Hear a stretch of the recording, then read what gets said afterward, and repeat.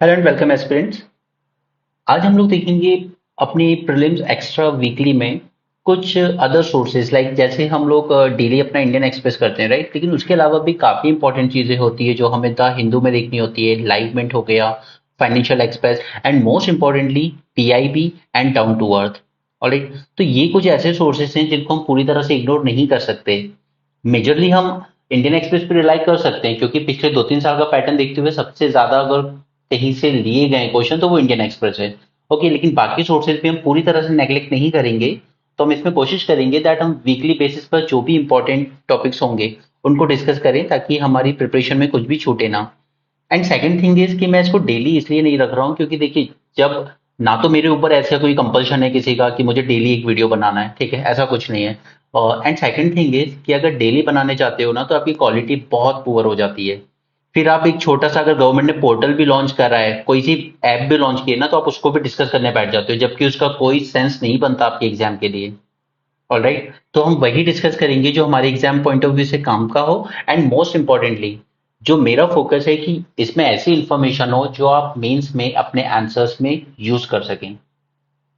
Alright, सो अगर आप अगले साल 24 के लिए टारगेट कर रहे हो तो इस सीरीज को आप अच्छे से फॉलो कीजिए। ऑलराइट, और इसमें सिर्फ एक टॉपिक ऐसा है, चंद्रयान 3 के इंस्ट्रूमेंट्स को मैंने डिटेल में लिया है क्योंकि वो मैं एक्सपेक्ट करता हूँ कि जितना ज्यादा वो न्यूज में आजकल चल रहा है, मतलब सिर्फ चंद्रयान 3 नहीं, उसके पर्टिकुलर इंस्ट्रूमेंट को लेकर भी आर्टिकल्स लिखे जा रहे हैं। तो फिर कहीं ना कहीं यूपीएससी आपसे एक्सपेक्ट करता है 23 के मेंस में कि आपको इन इंस्ट्रूमेंट्स और उनका पर्पस पता हो। तो इसमें जो एक टॉपिक लिया है मैंने चंद्रयान 3 के सभी इंस्ट्रूमेंट्स के बारे में, वो आप देख सकते हैं अगर आप 23 का मेंस अटेम्प्ट कर रहे हैं। अगर नहीं कर रहे हैं तो फिर आप 24 के हिसाब से वर्क कीजिए। ऑलराइट, तो चलिए इसको शुरू करते हैं। सबसे पहला है कि आरबीआई ने एक पायलट प्रोजेक्ट प्रोग्राम लॉन्च किया है, facilitating frictionless and timely credit. अब देखिए, आपको पता है कि जब हमें क्रेडिट की बात आती है, बैंक से लोन वगैरह लेने होते हैं बिजनेस को, तो उसमें बहुत सारे हैसल आते हैं। जैसे पेपर वर्क करना पड़ता है बहुत लंबा, आपकी क्रेडिट हिस्ट्री चेक होती है कि आपने पहले कोई लोन लिया है या नहीं, अगर लिया है तो उसकी आपकी पेमेंट किस तरीके से हुई है, लाइक आपकी पेमेंट टाइमली हुई है या कभी कभी बीच में आपने डिफॉल्ट किया था। ओके, और इतना सब करने के बाद काफी लेंदी प्रोसेस होता है। तो कई बार ये सब करने में ही 6 मंथ्स तक का टाइम निकल जाता है एंड अल्टीमेटली आपके कॉस्ट ऑफ बिजनेस बढ़ जाती है। ऑलराइट, एक रेंटल शॉप भी लेनी है ना तो उसकी भी प्राइस 6 महीने में बढ़ जाती है जब तक आपका लोन सैंक्शन होता है। तो इसी हैसल को ओवरकम करने के लिए आरबीआई ने एक पायलट प्रोजेक्ट लॉन्च किया है that will give the digital information to lenders to expedite access to credit and loans. Okay, तो ये जो अप्रूवल प्रोसेस है लोन्स का उसको फास्टर एंड स्मूथ करने के लिए ये पोर्टल लॉन्च किया गया है। Alright, public take platform for frictionless credit. Clear.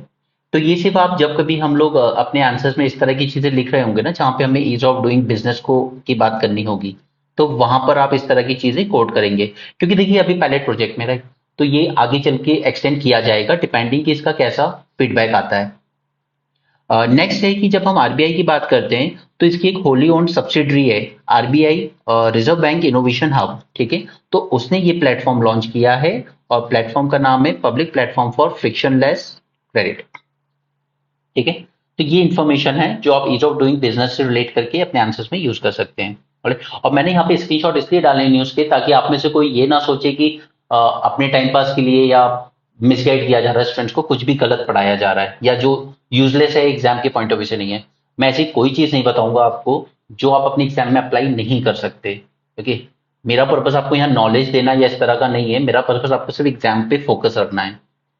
Anyway, next news पे चलते हैं। From the Hindu science tech environment.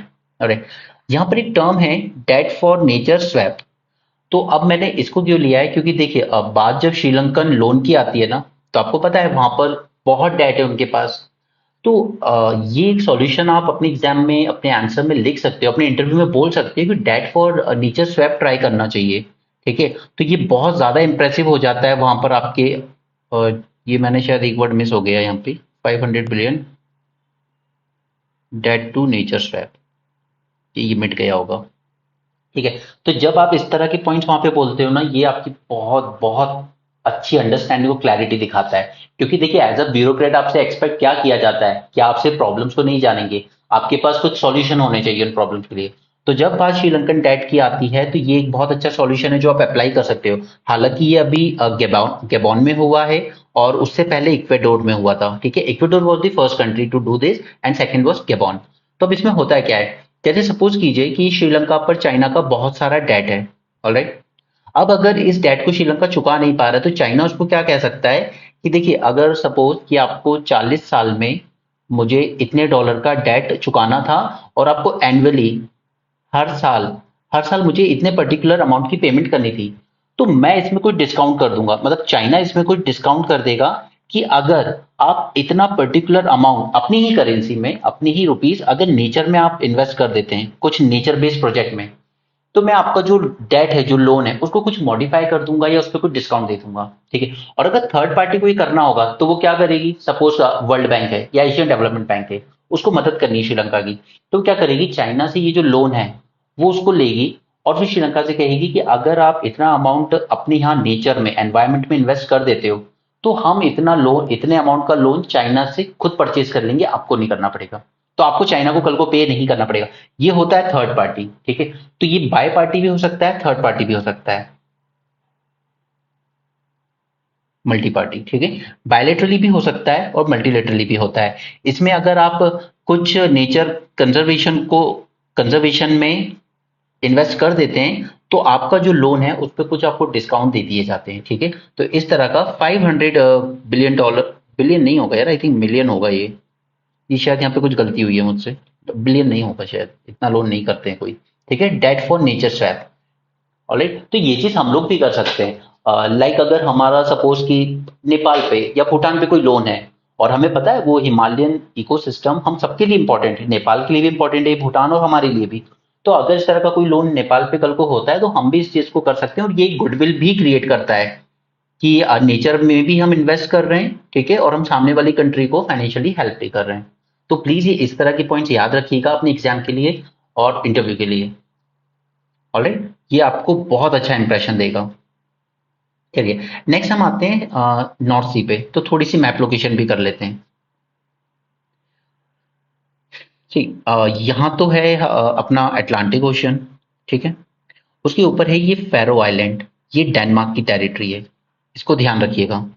ठीक है, it is territory of Denmark, और डेनमार्क है लोकेटेड यहाँ पर, लेकिन उसकी टेरिटरी देखिए कितनी उधर है। ठीक है, तो Faroe Island are under Denmark. Clear, यहाँ पर ये कंट्रीज हैं नॉर्वे, स्वीडन। ठीक है, तो नॉर्वे के पास वाले को हम कहते हैं नॉर्वेजियन सी। नॉर्थ सी की अगर सराउंडिंग देखें किस किस कंट्री से सराउंड है ये, तो सबसे पहले है स्कॉटलैंड एंड यूके। अगर आपको ये नहीं पता है कि ब्रिटेन, यूनाइटेड किंगडम और इंग्लैंड इसमें क्या फर्क है, तो मैंने एक छोटा सा शॉर्ट वीडियो बनाया हुआ है, उसमें आपको क्लियर समझ में आ जाएगा, उसमें देख लेना। ठीक है, Scotland, UK, next is France, Belgium, Netherland. ठीक है, इतनी कंट्रीज इसको बॉर्डर शेयर करती है नॉर्थ सी को। ठीक है, this is the first thing you need to remember. Second is कि यहाँ पर इंग्लिश चैनल है जो कि कनेक्ट करता है नॉर्थ सी और अटलांटिक सी को। Alright, this is strait of Dover. Strait होती क्या है, जब हम बात करते हैं कि स्ट्रेट, तो ये होती क्या है, देखिए स्ट्रेट होती है एक नैरो वाटर बॉडी जो कि दो बड़ी वाटर बॉडीज को कनेक्ट करती हो। हम सबने स्ट्रेट ऑफ जिब्राल्टर सुना है, राइट? वो किसको कनेक्ट करता है, अटलांटिक ओशन और मेडिटेरियन सी को। नीचे है उसका मैप भी, मैं आपको दिखाऊंगा, ये देखिए यहाँ पर स्ट्रेट ऑफ जिब्राल्टर। यहाँ पर ये पूरा हमारा मेडिटेरियन सी है इतना बड़ा, और इधर का है ये अटलांटिक। ठीक है, तो दो बड़े ओशन को कनेक्ट करने वाली एक नैरो वाटर बॉडी को हम लोग कहते हैं स्ट्रेट। क्लियर, तो ये है स्ट्रेट ऑफ डेवोर। ऑलराइट, उसके बाद यहाँ पर एक कील कैनाल बना रहा है जर्मनी, ताकि अभी क्या है, उसकी जो शिप आनी होगी वो पूरी यहाँ से इधर से घूमती हुई आएगी। ठीक है, तो वो यहाँ पे एक कील कैनाल बना रहा है कि आप मेरी शिप को यहीं से डायरेक्टली मूव कर जाएंगे। ठीक है, तो कील कैनाल कहाँ बन रहा है, तो वो याद रखिएगा, जर्मनी, आपके प्रीलिम्स के लिए। नेक्स्ट इज यहाँ पर है हमारा बाल्टिक सी। ठीक है, और आपको याद रखना है ये स्कैगरिक स्ट्रेट एंड काटीघाट बे। ये मैं इसलिए बोल रहा हूँ क्योंकि 23 में ही, I think it was CDS paper, वहां पर न्यूजीलैंड से पास होने वाली एक बे के बारे में पूछ लिया गया था। ठीक है, तो यूपीएससी आजकल जितना डाइसी है वो कुछ ही पूछ सकता है, इसलिए मैं आपको नॉर्थ से पूरा डिटेल में करवा रहा हूँ। ऑलराइट, तो आई होप कि आपको समझ में आ गया होगा। फैरो आइलैंड को ध्यान रखिएगा। ओके, स्ट्रेट ऑफ डेवोर, जी। Next is Skagerrak strait and Kattegat strait. ठीक है, और ये कील कैनाल। बस इतनी लोकेशन याद रखनी है आपको। And other thing is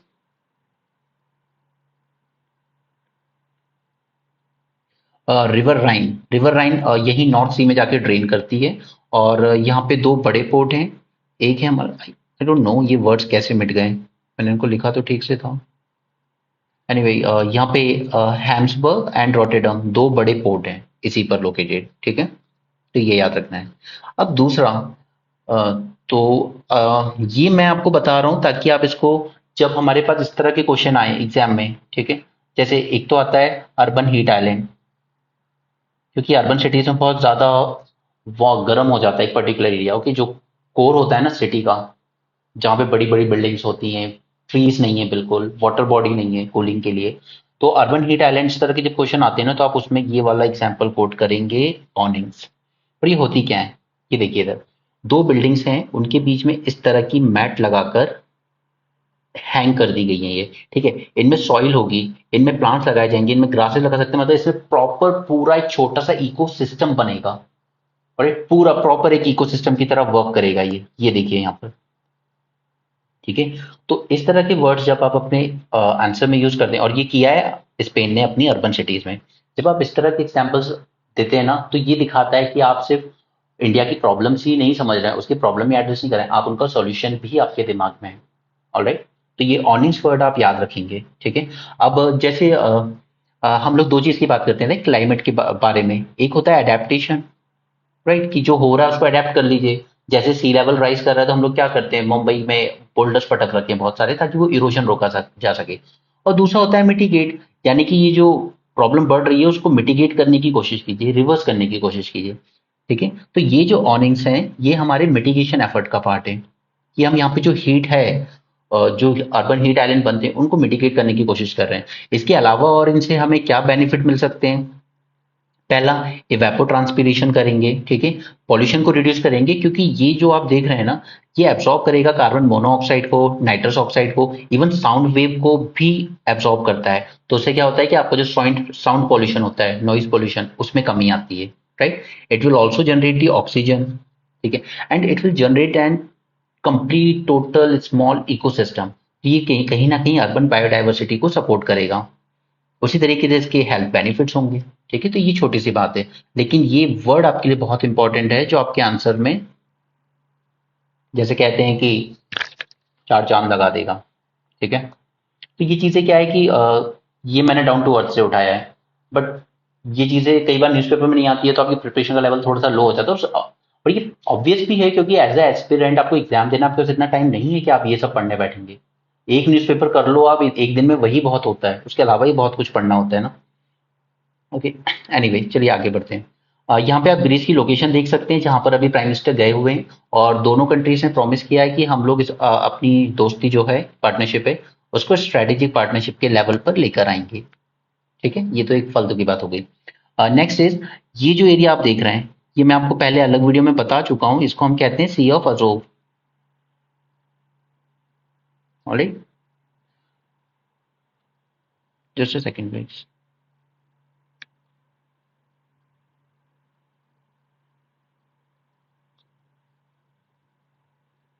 sorry. और ये जो इसको कनेक्ट करती है, ये जो स्टेट, जो ब्लैक सी को और सी ऑफ अजेब को कनेक्ट करती है, उसको हम कहते हैं कर्च स्ट्रेट।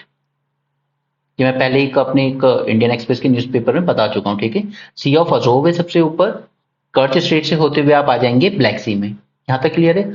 अब ब्लैक सी से आगे बढ़ने के लिए आपको अगेन एक स्ट्रेट से पास होना होगा, जिसका नाम है बॉस्फोरस स्ट्रेट। ओके, और ये बॉस्फोरस स्ट्रेट किसको कनेक्ट कर रही है, ब्लैक सी को फ्रॉम सी ऑफ मरमरा। ये जो छोटी बॉडी देख रहे हैं ना आप, ये है सी ऑफ मरमरा। ठीक है, सी ऑफ मरमरा।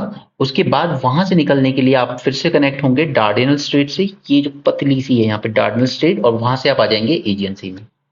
क्लियर, तो आपको ये सीक्वेंस याद होना चाहिए, ये एग्जाम के लिए जरूरी है, क्योंकि कई बार देखिए इस तरह की बातें भी कह दी जाती हैं, ऐसे एग्जाम में क्वेश्चन आ जाते हैं कि मेडिटेरियन से या एजियन सी से हमें सी ऑफ अजोव तक जाना है, या छोड़िए सी ऑफ, उल्टा उल्टा सोचिए, क्योंकि अभी आपको पता है ग्रेन ग्रेन डील थी एक, ब्लैक सी ग्रेन डील, है ना, रशिया के साथ हम लोग इंडियन एक्सप्रेस में देख रहे हैं ये।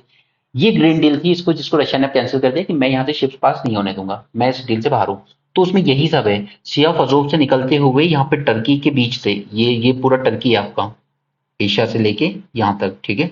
ये जो एरिया है ना, ये पूरा टर्की का पार्ट है। ओके, तो ये टर्की ने ही ब्रोकर करवाई थी ये डील, लेकिन अब ये बाहर हो गया इससे रशिया। तो अल्टीमेटली आपको ऐसे क्वेश्चन दिए जा सकते हैं कि एक शिप सी ऑफ अजोव से लेकर उसको मेडिटेरियन सी में जाना है, तो वो किस किस के थ्रू होके पास करेगी, ठीक है। तो सबसे पहले सी ऑफ अजोव से चलेगी, then it will go through Kerch Strait, alright. Kerch Strait से फिर वो जाएगी ब्लैक सी में, ऑलराइट। फिर ब्लैक सी से next it will go through Bosphorus Strait, Bosphorus, from Bosphorus Strait to Sea of Marmara. इसके बाद नेक्स्ट आएगा डार्डेनल स्ट्रेट, और उसके बाद नेक्स्ट आ जाएगा एजियन सी, और वहां से फिर आप पहुंच जाओगे मेडिटेरियन सी में, ठीक है। तो इस तरह के क्वेश्चन आप प्रीलिम्स में एक्सपेक्ट कर सकते हो, पूरी पूरी पॉसिबिलिटी है, ठीक है। तो यहां तक आपको समझ में आया, तो अब मैं आपको बताता हूँ आगे मेडिटेरियन सी, क्योंकि ये मैप मैंने मेडिटेरियन के लिए ही डाला था, but because I strongly feel कि आपको इस तरह का क्वेश्चन देखने को मिलेगा। अब बच्चे क्या गलती कर रहे हैं कि वो न्यूज़पेपर में बस वो ब्लैक ब्लैक सी ग्रेन डील, ब्लैक सी ग्रेन डील उसके बारे में पढ़े जा रहे हैं, बट वो इस पर्सपेक्टिव से नहीं सोच पा रहे हैं एग्जामिनर को कि वो इस तरह के भी क्वेश्चन आपको दे सकता है। आप याद कीजिए 2020 में या 21 में ऐसा क्वेश्चन आया था, that someone is coming from Assam to Kerala, okay, तो वो कितने स्टेट से पास होना पड़ेगा मिनिमम, इस तरह का क्वेश्चन प्रीलिम्स से पूछा गया था, राइट। तो इस तरह के क्वेश्चन भी आपको मिलेंगे यहाँ पर, और ब्लैक सी के अराउंड ही सारी लड़ाई चल रही है, तो हाई प्रोबेबिलिटी है इस क्वेश्चन की। प्रिपेयर करना ना करना वो आपकी मर्जी। चलिए अब हम आते हैं अटलांटिक की तरफ से। अटलांटिक की तरफ से हमें एंटर करना है मेडिटेरियन सी में। सबसे पहले हम पास होंगे स्ट्रेट ऑफ जिब्राल्टर से, ठीक है। और आपको पता ही है कि यहाँ पे है स्पेन की बॉर्डर, यहाँ पे है मोरक्को की बॉर्डर, ठीक है, दोनों के बीच में।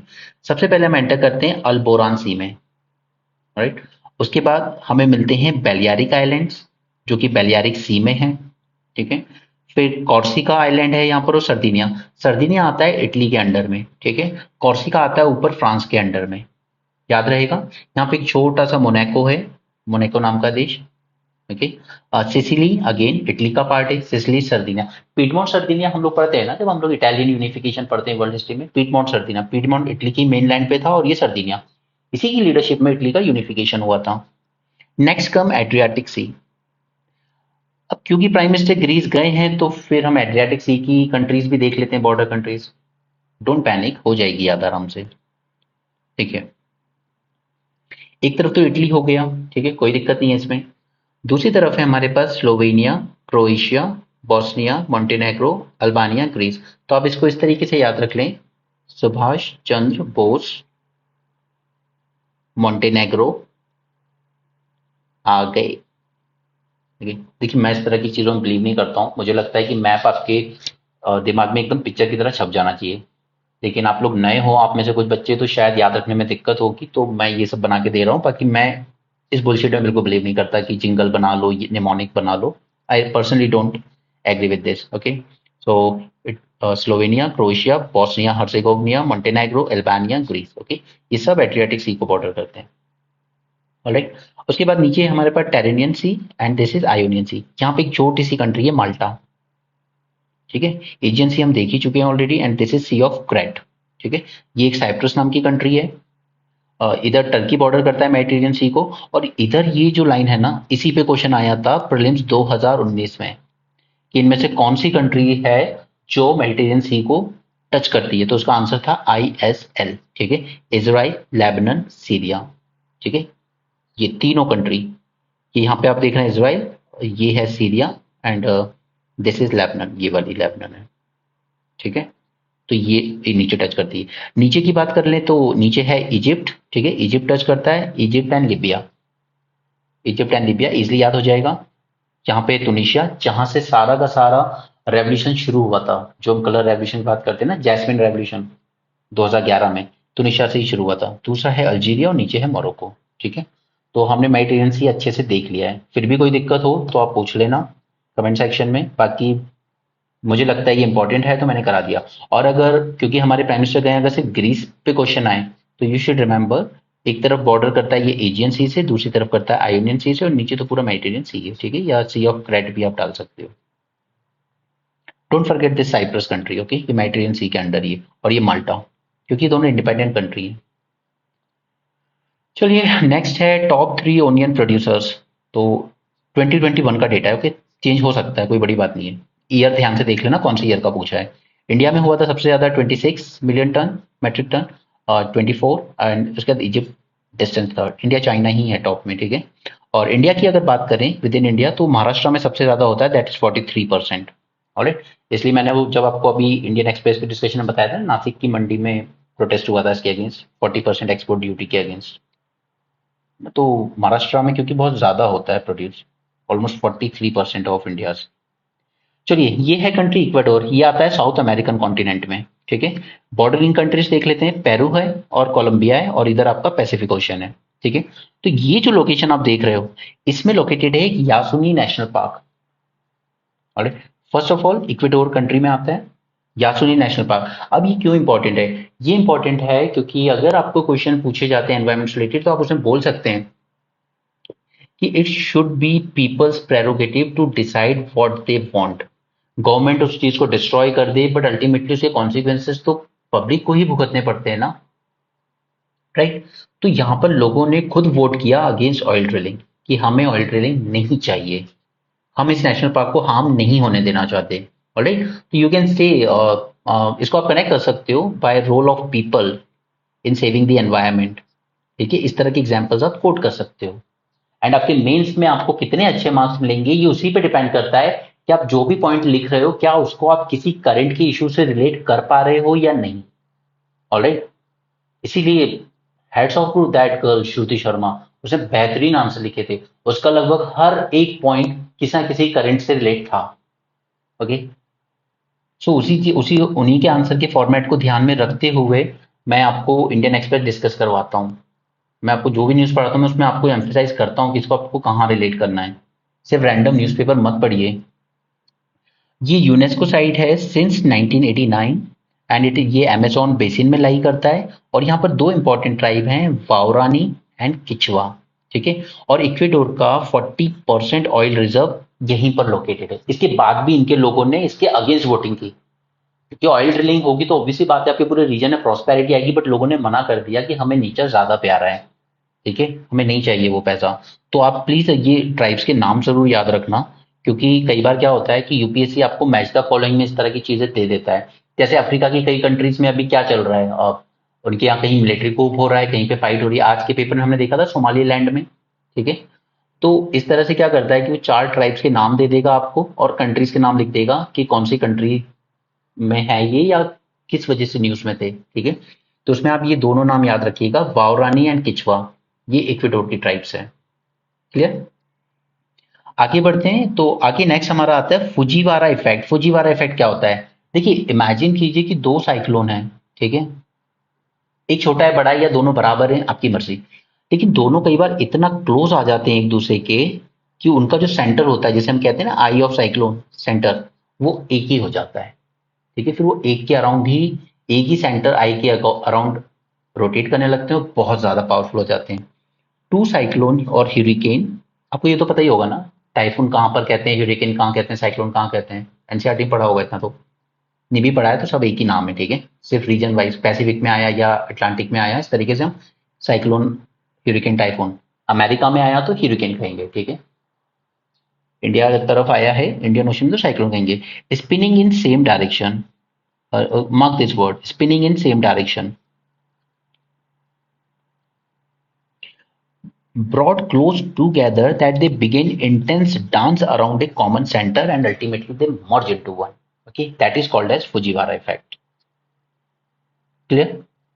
नेक्स्ट हम लोग आते हैं जयपुर इनिशिएटिव से। तो देखिए ये अभी हुआ था G20 के रिगार्डिंग ही, तो वहां पर बस ये बोला गया था there should be seamless information, flow of information to MSME. अगर सिर्फ इतना पूछा जाए कभी प्रीलिम्स में कि जयपुर इनिशिएटिव किस वजह से न्यूज में था, क्योंकि इसी के रिगार्डिंग एक बार पूछ लिया गया था, बीजिंग डेक्लेरेशन किस चीज से रिलेटेड था, ये 2019 या 20 के आसपास पूछा गया था, तो उसमें था कि वो विमेन के एम्पावरमेंट से रिलेटेड एक डेक्लेरेशन था, ठीक है। उसी तरीके से Jaipur initiative, so it is related with the flow of information to MSME.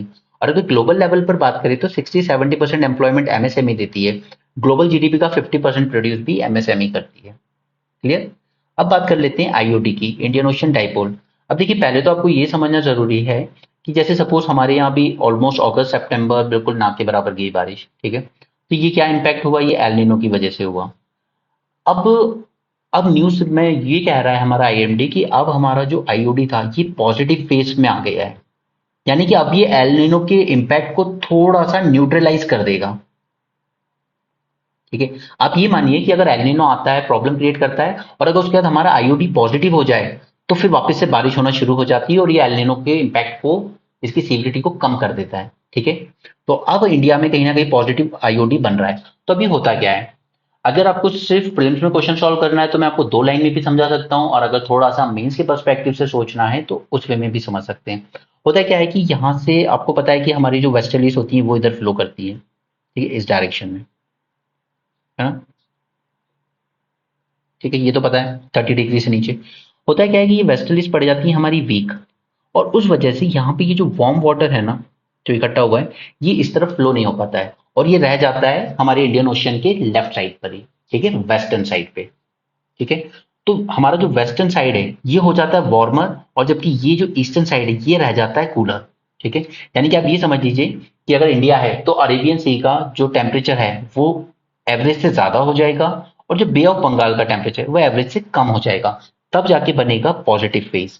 ठीक है, और ये पॉजिटिव फेज जब भी बनेगा तो इंडिया में बारिश अच्छी होगी, इंक्रीज रेनफॉल। ये है पॉजिटिव आईओडी। नेगेटिव आईओडी इसका जस्ट रिवर्स हो जाता है कि ये पूरा वार्म वाटर ट्रेड विंड्स लाके यहाँ इकट्ठा कर देती है ईस्टर्न साइड पे, और वेस्टर्न वाला हो जाता है कूल। ठीक है, यानी कि हमारा अरेबियन सी जो है वो एवरेज टेम्परेचर यानी नॉर्मल से ठंडा हो जाता है, और जबकि जो बे ऑफ बंगाल वाला साइड है वो थोड़ा ज्यादा हो जाता है एवरेज से। इसे हम कहते हैं नेगेटिव फेज, और ये हमारे इंडिया के लिए बुरा होता है, ये रेनफॉल कम करवाता है। ठीक है, ये 2 लाइन में आपको आईओडी समझ में आ गया होगा। क्लियर है। चलिए, अब मेटा आप जानते हैं, मतलब पहले का फेसबुक, ठीक है, अब मेटा नाम है इसका। इसने क्या किया है, इसने एक ये बनाया है सीमलेस M4T। ये कुछ नहीं करेगा, the only thing it will do is कि ये मल्टीलिंगुअल यानी 100 से ज्यादा लैंग्वेज में आर्टिफिशियल इंटेलिजेंस के थ्रू ट्रांसलेशन प्रोवाइड करेगा। ऐसा कुछ काम का नहीं है, बट कभी ऐसा ये टर्म पूछ लिया जाए सीमलेस M4T क्या है तो याद रखिएगा, पर थोड़ा सा 100 से ज्यादा लैंग्वेज में ये आपको ट्रांसलेशन प्रोवाइड करता है यूजिंग आर्टिफिशियल इंटेलिजेंस। अब हम आ जाते हैं मेंस को एक क्वेश्चन पे जो कि हमारे लिए बहुत ज्यादा इंपॉर्टेंट है। चंद्रयान पेलोड के बारे में मुझे आपसे बात करनी है यहाँ पे। देखिए, जो हमारा लैंडर है उसमें है हमारे पास 4 इंस्ट्रूमेंट्स, और 2 इंस्ट्रूमेंट्स हैं हमारे रोवर में। ठीक है, तो ये जो 4 इंस्ट्रूमेंट है उसमें पहला है रंभा। ठीक है, full form is radio anatomy of moon bound hyper sensitive ionosphere and atmosphere. अब क्योंकि इसमें आइनोस्फियर आ ही गया है, यानी कि आप समझ सकते हैं कि कुछ ना कुछ आयंस को स्टडी करने वाला होगा ये। ठीक है, तो it will study the electrons and ions near surface and how they change over time. ठीक है, ये गोल है रंभा का। It will study the electrons and ions near surface and how they change over time. Alright, मैंने सब में 1 1 line ही लिखी है, ज्यादा नहीं, बस इतना है कि कभी ऐसा कोई क्वेश्चन दे दिया जाए। क्योंकि देखिए हुआ क्या था कि लास्ट ईयर या लास्ट टू लास्ट ईयर उसने ऐसे ही कुछ किया था कि S-400 मिसाइल सिस्टम था जो हमने रशिया से खरीदा था। अब सब बच्चों ने इसको प्रिपेयर किया था अकॉर्डिंगली कि इसका इसका यूज क्या होगा, इससे हमारी डिफेंस कैपेबिलिटीज बढ़ेंगी, रशिया के साथ कोलैबोरेशन बढ़ेगा, को डेवलपमेंट को प्रोडक्शन, ये सब सोच लिया लोगों ने। ठीक है, उसने पूछ ली थी इसमें इन्वॉल्व प्रॉपर टेक्नोलॉजी, और वो हो गया था एग्जाम में बाउंसर। क्लियर, तो वो चीज ना हो इसके लिए हम इसके जो इंस्ट्रूमेंट्स हैं इनको अच्छे से प्रिपेयर कर रहे हैं। ठीक है, फर्स्ट इज रंबा, ये इलेक्ट्रॉन्स और आयंस को स्टडी करेगा और वो किस तरीके से चेंज होते हैं ओवर द टाइम उस पर स्टडी करेगा। ठीक है, तो बस आपको ये 2 कीवर्ड्स याद रखने हैं। ओके, नेक्स्ट है chest, Chandra surface surface thermophysical experiment. पहले तो ये इनके फुल फॉर्म याद करना ही अपने आप में एक टास्क है। सेकंड इज कि ये क्या कर रहे हैं, तो it will study the thermal properties of lunar surface near polar reason. Okay, it will study the thermal properties, just remember this. Chest. ILSA instrument for lunar seismic activity. अब seismic activity से ही आप समझ गए होंगे कि ये कहीं ना कहीं लूनार क्वेक्स ऑब्जर्व करेगा। जैसे हमारे अर्थ पे क्वेक्स आते हैं, अर्थक्वेक्स मून पे भी हमें देखे, सॉरी मार्स पे भी देखे गए मार्स क्वेक। उसी तरीके से ये मेजर करेगा कि मून के जो क्रस्ट है, जो मेंटले है, ये किस तरीके से बने और क्या यहाँ पर भी लुनार क्वेक्स आते हैं। ये काम है इल्सा का। Next is LRA, laser retro reflector array. ये नासा ने भेजा है। First thing is okay, NASA ने भेजा है और ये क्या करेगा कि यहाँ धरती से जो लेजर मारी जाएगी, ठीक है, वो जब रिफ्लेक्ट होके आएगी तो ये मेजर करना चाहते हैं, accurate measurement, accurate distance measure करना चाहते हैं फ्यूचर मिशन के लिए। नासा का काम है ये, ठीक है। तो ये वाला इंस्ट्रूमेंट नासा का है। इसके अलावा दो इंस्ट्रूमेंट रोवर पे भी रखे गए हैं जो एक्सपेरिमेंट परफॉर्म करेगा। फर्स्ट है LIBS laser induced breakdown spectroscope. ये डिटरमिन करेगा केमिकल और mineral composition of lunar surface, ठीक है। यानी कि आप ये मान लीजिए कि उसकी मिट्टी में क्या केमिकल लुनार कॉम्पोजिशन है, ये देखेगा, ठीक है। ऊपर जो मिट्टी पड़ी है ना सरफेस पे, उसी पे। ये नहीं कि ड्रिलिंग करेगा, ड्रिलिंग वाला काम हम अगले मिशन में करेंगे जो हम जापान के साथ कोलैबोरेशन में करेंगे, ठीक है। उसमें जो रोवर जाएगा वो प्रॉपर ड्रिलिंग करेगा और अंदर से जो रॉक सैंपल्स लेगा उनको एनालाइज करेगा। फिलहाल यहाँ पर सिर्फ सरफेस पे जो मिट्टी है उसके केमिकल मिनरल कॉम्पोजिशन स्टडी करेगा LIBS. Next is APXS, alpha particle X-ray spectrometer. Okay, it will determine the composition of elements like magnesium, aluminium, silica, potassium, calcium, iron, titanium. Okay, ये काम करेगा। तो ये हो गए हमारे छह इंस्ट्रूमेंट।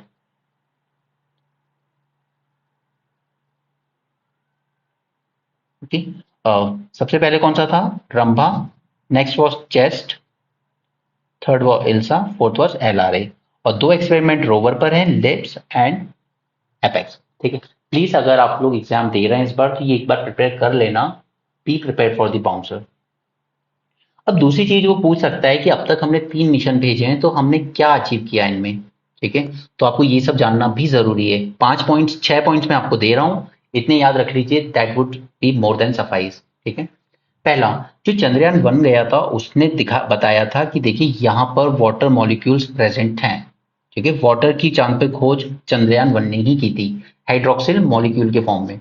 उसमें दो इंस्ट्रूमेंट हुआ करते थे, mini mini SAR and moon mineralogy mapper, ये M3, इसको M3 याद रखिए, ठीक है। इसने बताया था कि मून के एटमोस्फेयर में भी और सरफेस में भी हमें हाइड्रोक्सिल मॉलिक्यूल्स मिले हैं, ठीक है। Second is lava tube. इसके लिए आप थोड़ा सा प्रिपेयर रहिएगा क्योंकि ऐसा ही एक क्वेश्चन पूछा गया था 2018 के मेंस में, दैट इज मेंटले फ्लूम, ठीक है। तो इस तरह के टर्म्स के लिए तैयार रहिएगा। लावा ट्यूब ये अंडरग्राउंड है एंड ये कहीं ना कहीं माना जाता है कि ये शायद ह्यूमन सेटलमेंट के लिए ज्यादा सुटेबल है। जैसे सपोज ये चांद है तो कहीं ना कहीं उस पर जैसे ये क्रैटर बने हुए हैं बड़े बड़े, तो ये थोड़ा सा अंदर तक है, मतलब रैन। जैसे आपने देखा होगा ना वो कश्मीर में हम लोग जब पढ़ते हैं बुरसा हो, मैनकुफ कराल, वहां पे इस तरह की पिट ड्वेलिंग्स मिलती थी हमें, जमीन के अंदर घर बनाते, ठीक है। तो वैसे ही ये लावा ट्यूब्स हमें अंडरग्राउंड मिली हैं जो कि सुटेबल मानी जा रही है ह्यूमन हैबिटेशन के लिए, क्योंकि it will protect the humans from radiation, meteor impact, temperature extreme and dust storm, ठीक है। इसलिए इस लावा ट्यूब को ध्यान रखिएगा। Next is magma ocean theory, again very important for your problems. जो हमने ऊपर M3 इंस्ट्रूमेंट देखा, M3 found crystal on moon surface.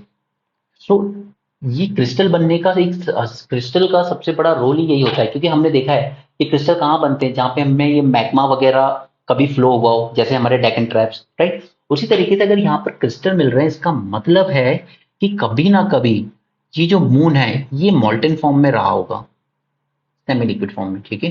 तो यही है मैग्मा ओशियन थ्योरी।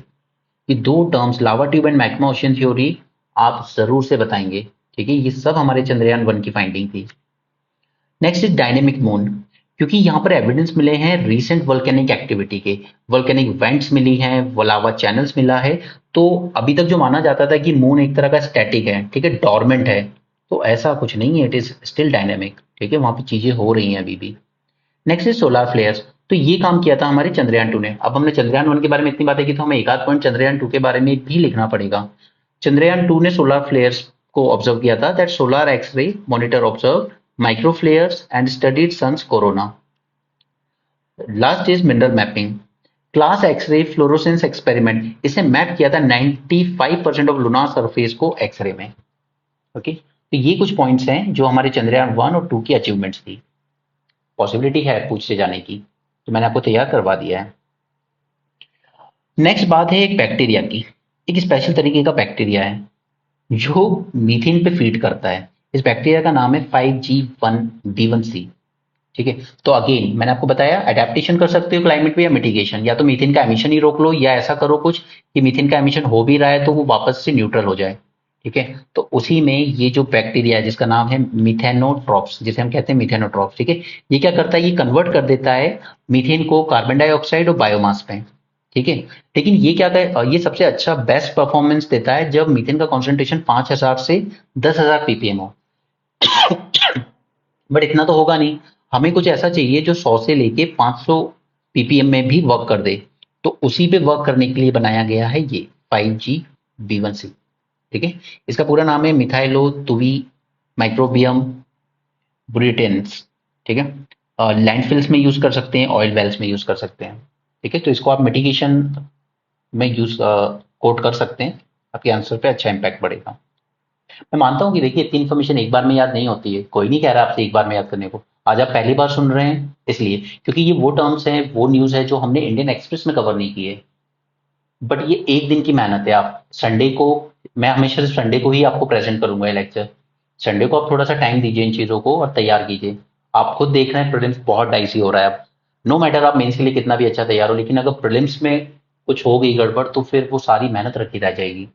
ठीक है, तो डरिए मत, मेहनत से कीजिए अच्छे से। ठीक है, God be with you and सब अच्छा होगा। Next is advisory board on banking and financial fraud. ठीक है, ये बनाया है सीवीसी ने। ये एग्जामिन करेगा फ्रॉड्स को before recommending recommending to investigative agencies like CBI. ठीक है, तो ये जो बोर्ड बनेगा ये पहले एग्जामिन करेगा क्या ये फाइनेंशियल फ्रॉड डेलिबरेटली हुआ है या कुछ गलती से हुआ है। ठीक है, अगर जानबूझ के किसी ने डिफॉल्ट किया है, जानबूझ के कोई ने पैसे को इधर उधर किया है, तो फिर ये इन्वेस्टिगेशन के लिए सीबीआई को रेकमेंड कर सकता है। ठीक है, सीवीसी ने बनाई है ये एडवाइजरी बोर्ड, और इसमें एक होंगे चेयरमैन और होंगे 4 मेंबर। इनका टेन्योर होगा 2 इयर्स का, और ये उन फ्रॉड को एग्जामिन करेंगे जो एटलीस्ट 3 करोड़ या उससे ज्यादा के हैं। ठीक है, और इन्हें ये एडवाइस देनी होगी within 1 month. Clear? So advisory board on banking and financial fraud. Next है demon particle. This is extremely important for your prelims. इस तरह के टर्म से बहुत प्यार है यूपीएससी को। होता क्या है, सबसे पहले इसकी कैरेक्टरिस्टिक्स की बात करूं, मासलेस होता है, न्यूट्रल होता है, and it does not interact with light.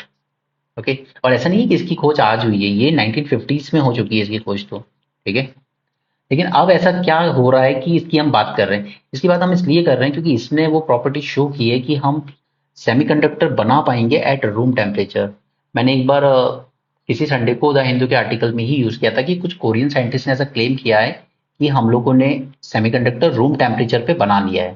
ठीक है, बट उस पर अभी तक पूरा ट्रस्ट नहीं कर पाई है दुनिया, तो अभी उस पर और स्टडी की जरूरत है। होता है क्या, it is a composite particle made up of combination of electrons in A solid. ठीक है, तो प्लीज डेमोन पार्टिकल को याद रखिएगा। सबसे इंपॉर्टेंट इसका एप्लीकेशन है कि इसका एप्लीकेशन, सबसे इंपॉर्टेंट एप्लीकेशन है कि ये सेमीकंडक्टर बनाने के लिए यूज हो सकता है एट रूम टेम्परेचर। नेक्स्ट हम आते हैं त्रिपुरा ट्राइब्स पर। ये एक ट्राइब है जो अमेजोन के रेन फॉरेस्ट में रहती है, एंड माना जाता है, वैसे तो ये इतना आइसोलेटेड रहती है कि ज्यादा पता नहीं हुआ, बट माना जाता है कि अब बस इनके 3 ही इंडिविजुअल्स बचे हुए हैं। ठीक है, अमेजोन रेन फॉरेस्ट में, तो इसका नाम याद रखिएगा त्रिपुरा। इंडियन एक्सप्रेस का ही आर्टिकल है, कहीं नई जगह से नहीं लिया गया है। उसके बाद इसी के अलावा अमेजोन रेन फॉरेस्ट में और भी ट्राइब्स रहती हैं, जैसे यानोमामी, कायापो एंड अवा। ठीक है, याद रहे ठीक, ना रहे ठीक, लेकिन ये त्रिपुरा जरूर याद रखिएगा। अब हम बात कर लेते हैं चाइना भूटान के बॉर्डर डिस्प्यूट की। देखिए, सबसे पहले ऑब्जर्व कीजिए ये डोकलाम कहाँ पर है, ये एकदम ट्राई जंक्शन पर है। ठीक? ये देखिए, ये एकदम ट्राई जंक्शन पे बना हुआ है बिल्कुल। इंडिया बॉर्डर, ये है चाइना बॉर्डर इधर से, और ये है भूटान बॉर्डर इधर।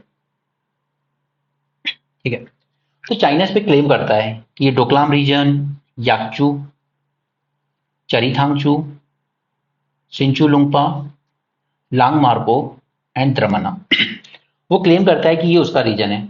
तो भूटान के साथ इसकी कुछ तनातनी चलती रहती है, और जब वो चाइनीज फोर्सेस जबरदस्ती डोकलाम में घुस आई थी तभी इंडिया ने भी अपनी फोर्सेस आगे बढ़ाई थी। तो अब ये कह सकते हो कि Indian Chinese forces Doklam issue के टाइम पर आमने सामने थी, लेकिन वो भूटान टेरिटरी पे थी। ठीक है, हमारी टेरिटरी नहीं थी इंडिया की, हमारी इंडियन फोर्सेस भूटान टेरिटरी पे, क्योंकि एक तरह की फ्रेंडशिप ट्रीटी है कि हम भूटान को प्रोटेक्ट करेंगे ऐसे केस में। अब चाइना क्या हरकत करता है, वो कह रहा है कि आप मुझे ये वाला रीजन दे दीजिए, ईस्टर्न साइड वाला, और मैं आपको इससे डबल टेरिटरी दे दूंगा नॉर्दर्न साइड में। ओके, अब गोल आप सब ऑब्वियस गोल है, आप सब समझ सकते हो, क्योंकि ये है स्ट्रेटेजिक पोजीशन। और सबसे इंपॉर्टेंट बात है कि ये हाइट पर है। अगर ये चाइना के अंडर में जाती है तो हमारा ये जो पूरा कॉरिडोर बनता है यहाँ पे, ठीक है, जिसे हम चिकन नेक कॉरिडोर कहते हैं, ये वल्नरेबल हो जाएगा पूरा। ठीक है, इसलिए इंडिया इसके बहुत अगेंस्ट है। तो एक बार को आई थिंक ब्राजील में मीटिंग चल रही थी, कोई ग्लोबल समिट, वहां पर चाइना भूटान की पर्सनल मीटिंग हुई, वहां पे इन लोगों ने ऑलमोस्ट एग्री कर लिया था कि हम इसको बायोलेटरली डील करेंगे इस इशू को। ठीक है, तो इंडिया ने इसके अगेंस्ट बहुत स्ट्रॉन्ग प्रोटेस्ट किया था भूटान के अगेंस्ट कि ये आपने गलत किया है। ठीक है, अगर हम आपको प्रोटेक्ट कर रहे हैं तो आप क्या बायोलेटरल नेगोशिएट कर लेंगे वहां टेरिटरी को, और जबकि यहाँ पर सीधे सीधे इंडियन टेरिटरी पे अटैक होगा अगर आप इस तरह की हरकत करते हैं, तो हम वल्नरेबल हो जाएंगे। तो फिर भूटान ने उससे बैकआउट कर दिया था। ठीक है, एंड उस टाइम मनमोहन सिंह की ही गवर्नमेंट थी। ऐसा नहीं है कि उसके पहले हमारा देश ऐसा था कि कोई पूछता नहीं था, तब भी स्ट्रांग था, आज भी स्ट्रांग है। ये व्हाट्सएप यूनिवर्सिटी वालों की बातों में मत आया कीजिए। एनीवे, तो ये कुछ मुझे सिर्फ आपको ये लोकेशन दिखानी थी। अब वेस्टर्न और नॉर्दर्न को लेके तो चल ही रहा था इनके बीच, ये नॉर्दर्न टेरिटरी। ठीक है, अब इन्होंने एक और फ्रंट खोल दिया चाइना ने कि ये जो आप ईस्टर्न टेरिटरी है ना, साक्तिन, ये भी डिस्प्यूटेड बता दिए चाइना ने। ठीक है, तो ये कुछ ऐसी टेरिटरी के नाम है जो न्यूज में है, तो मैंने आपको एक बार दिखा दिए। आप बस डोकलाम याद रखिए, साक्तिन याद रखिए। अब सिर्फ इतना ही नहीं, लोग कहते हैं कि हम विश्व गुरु हैं, हमें कोई आंख नहीं दिखाता, बट इवन नेपाल तक अब हमें आंख दिखाता है। कैसे? Let's see. इसने कहा है कि 3 टेरिटरी हैं जो आज इंडिया के उत्तराखंड की पार्ट है, लेकिन ये कहता है कि ये हमारी हैं। कौन सी 3 है? लिम्पियादुरा, कालापनी एंड लिपू लेक पास। ठीक है, ये तीनों नेपाल क्लेम करता है कि ये हमारा है। ठीक है, तो इंडिया के साथ इसका यहाँ पे टेरिटरी डिस्प्यूट है, तो वो कभी ले नहीं पाएगा और ना इंडिया उसको बर्दाश्त करने वाला है, बट एटीट्यूड दिखाने की बात हो रही है यहाँ पे। Anyway, next topic is brain computer interface. See I know lecture लंबा हो रहा है, बट क्योंकि ये पूरा वीकली न्यूज का कंपाइलेशन है, थोड़ा लेंदी तो होगा। ओके, इसलिए मैंने इसको पहले से ही लिख के रखा था, अदरवाइज ये और ज्यादा लेंदी हो जाता। Brain computer interface, BCI। ठीक है, नो जस्ट इमेजिन एक इंसान जो पैरालाइज है पूरी तरीके से। ठीक है, मतलब वो, उसके हाथ पैर नहीं हिल सकते, वो कुछ मुंह से बोल नहीं सकता, लेकिन वो अपने दिमाग में कुछ सोच रहा है। ठीक है, अब सोचिए कि वो ब्रेन के सिग्नल्स, ठीक है, कोई कंप्यूटर या कोई डिवाइस स्टडी कर ले और वो चीज, वो काम कर दे उसका। ठीक है, वही है brain computer interface. It will synthesize speech और facial expression from brain signals, right. जैसे ह्यूमन ब्रेन है, उसने डायरेक्ट उसको स्टडी किया और कंप्यूटर या कोई भी एक्सटर्नल डिवाइस ने उसको रीड कर लिया और उसका काम कर दिया। ठीक है, लाइक आपको सामने रखी हुई कोई बॉटल उठानी है, ठीक है, या सपोज कि आपको एक फैन ऑन करना है, अब वो प्रोवाइडेड कि आपके फैन वो सेंसर वाले हो, ठीक है, तो वो डिवाइस आपके लिए फैन ऑन कर देगा अगर आपने दिमाग में सोचा तो। ठीक है, आपको कोई मसल मूवमेंट नहीं करनी पड़ेगी, आपको कोई फिजिकल इनपुट नहीं देना पड़ेगा। ऑलराइट, तो इंपॉर्टेंट ये है कि इसकी एप्लीकेशंस क्या है, आपके लिए इंपॉर्टेंट इसकी एप्लीकेशंस हो जाती है। यूपीएससी को एप्लीकेशन में बहुत इंटरेस्ट है। पहला इसका एप्लीकेशन होगा असिस्टिव टेक्नोलॉजी पे। पैरालाइज लोगों के लिए बहुत अच्छा होगा, they can regain control over their environment, यानी आसपास की चीजों का। दूसरा, neuro rehabilitation, use in therapy and rehabilitation program. Third is research, study brain activity patterns and understand how brain function in a better way. ठीक है, it enhance control like gaming, जैसे हम लोग वीडियो गेम वगैरह खेलते हैं तो हम लोग क्या करते हैं, रिमोट वगैरह के थ्रू खेलते हैं, राइट, बट वो फिर आप सीधे अपने ब्रेन से खेल सकेंगे। So that could be an, but जहां पर टेक्नोलॉजी आएगी वहां पे बेनिफिट आएंगे तो कंसर्न भी आएंगे। Concern is cyber attack. ठीक है, कि आपके उस डिवाइस में ही कोई छेड़छाड़ कर दी जाए और आप जो सोच रहे हैं उसका जस्ट अपोजिट होने लगे। दूसरा, इसकी कॉस्ट। कॉस्ट तो हमेशा कोई नई चीज आती है तो उसकी ज्यादा ही होती है। नेक्स्ट है Namaste scheme, national action for mechanise sanitation. आज ही न्यूज़पेपर में हमने इसके बारे में बात की थी, जब हमने बात की थी नेशनल सफाई कर्मचारी, ठीक है, कमीशन जो है इसके बारे में। ठीक है, हमने वहां पे कहा था कि इसमें 4 वैकेंसी पड़ी हुई है बट गवर्नमेंट अपॉइंट तक नहीं कर रही है। तो मैंने आपसे कहा था कि आज तक हम लोग इसका मैकेनाइजेशन नहीं कर पाए, जबकि कितनी डेथ रिपोर्ट होती है।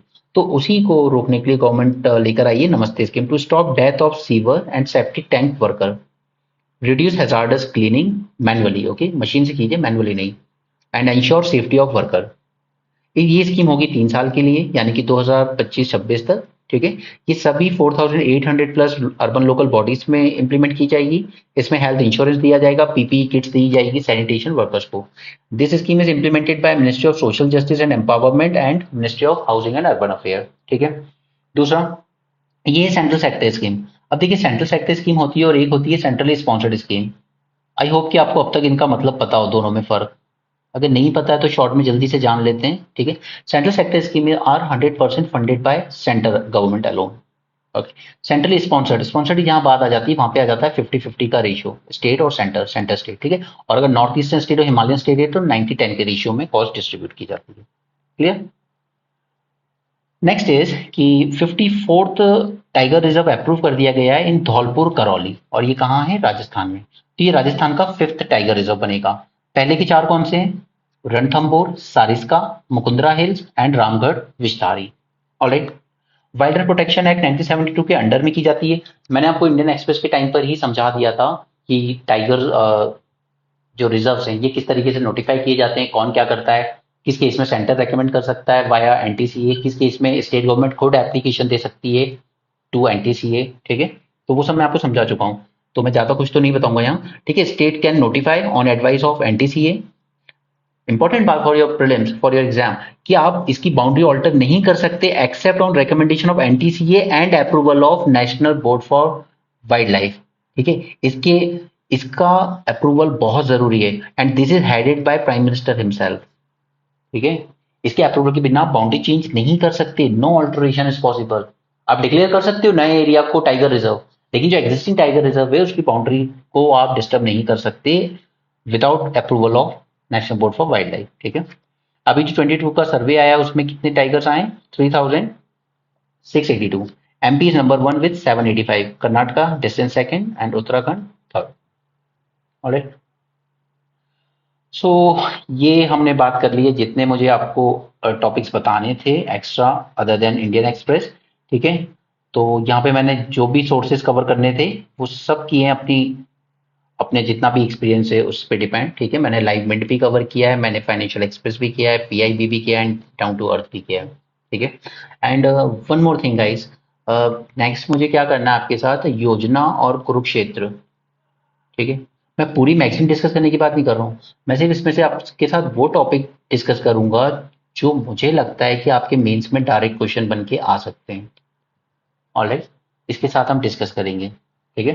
पूरी योजना कुरुक्षेत्र पढ़ने की जरूरत भी नहीं है आपको, आपको सिर्फ इतना नॉलेज होना चाहिए कि उस टॉपिक पे अगर मेंस में क्वेश्चन आता है तो आप लिख पाएंगे। ठीक है। तो मैं इसको जल्दी डिस्कस करूंगा, मैं जुलाई से जुलाई की जो मैगजीन आई थी वहां से स्टार्ट करूंगा ऐसे। ठीक है। क्योंकि वो ऑलमोस्ट मैंने तैयार कर रखा है, उसके पीछे का तो नहीं जाऊंगा मैं, बट ये रिपीटिशन होता रहता है योजना कुरुक्षेत्र में, तो ऐसा कुछ नहीं है कि आप मिस आउट कर जाएंगे। ठीक है। आई जस्ट रियली बिलीव कि आप 450 प्लस मार्क्स स्कोर करके जाएं अपने मेंस में। ओके। आपको सिर्फ अपना ऑप्शनल संभालना है। Okay.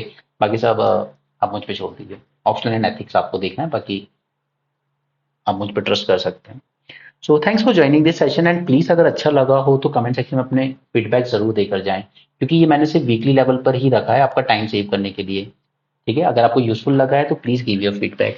Thank you, have a great day.